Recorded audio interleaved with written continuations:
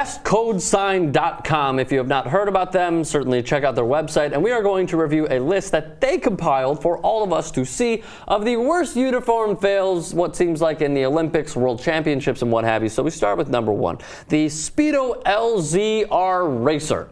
Now, the reason that these were banned, aside from looking incredibly hideous, was that swimmers broke records what seemed like on the daily. These are performance-enhancing full-body swimsuits, Jay, and these suits can only cover the area between the waist and the knees for males and can't go beyond the shoulders or below the knees for females. I remember when, what do you think?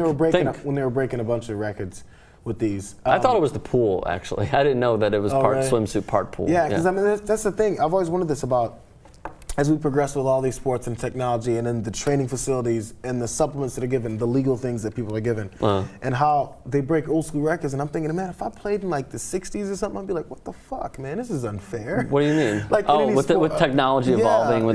And then just the way things are built. I mean, I think about it. Dr. J played in Chucks. Real Chucks. Yeah, you know? It's amazing. Imagine if he had. And we wear those out to the club now and whatnot. Imagine if serious basketball and some Chucks, and I'm sure the basketball wasn't as technologically sound as it is now and everything. Sure. Imagine if we had some how deep these shoes have all this stuff in it that we don't even know how it works for us. Sure. So it feels like you're walking on air. What he could have done. And then they have the new D Roses that weigh like nothing. Yeah.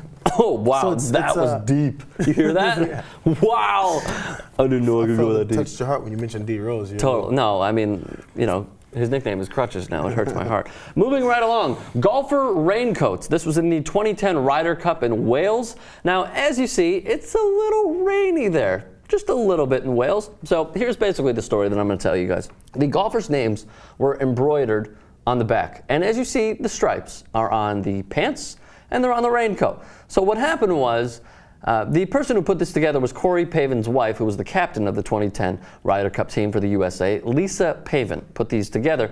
We could leave it up one more time. You could see the stripes and whatnot. Now, if you think about this, when you're embroidering names and you're putting the stripes on, you're poking a lot of holes in those raincoats. So what essentially happened, the raincoats did not keep out the rain.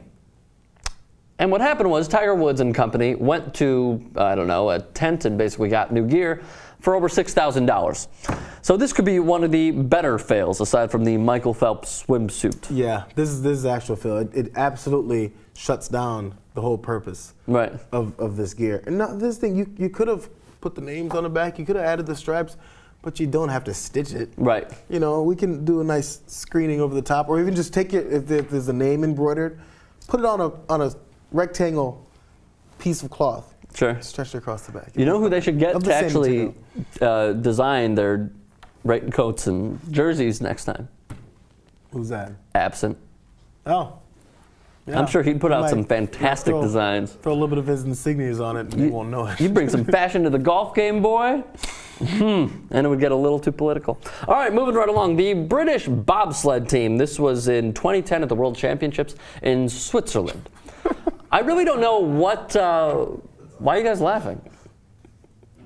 Is there something that happened? Am I missing something?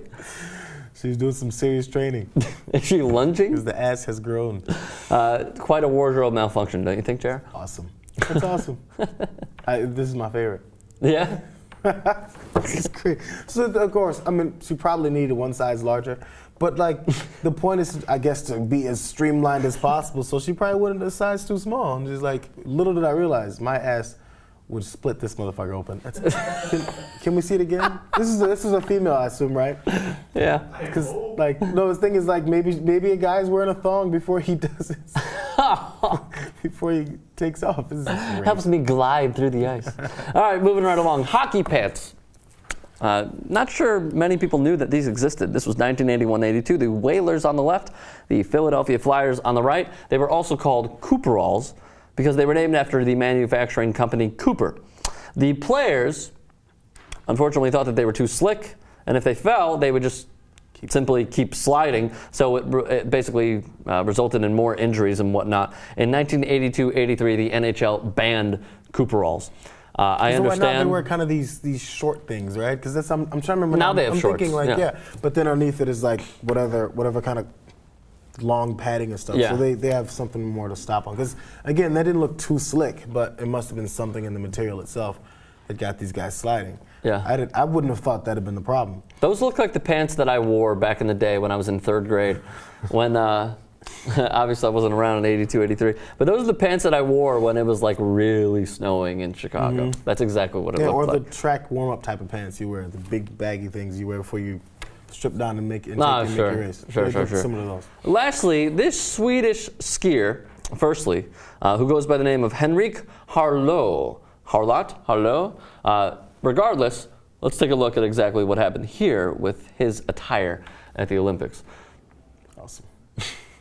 So that's a tough way to ski. I mean, if you ask me, you know, you're limited mobility and whatnot. But congratulations to him. And then wrapping up, this is the Canadian bobsledder Christopher Spring. Can we take a look at his as well? Again, I don't see what the problem is.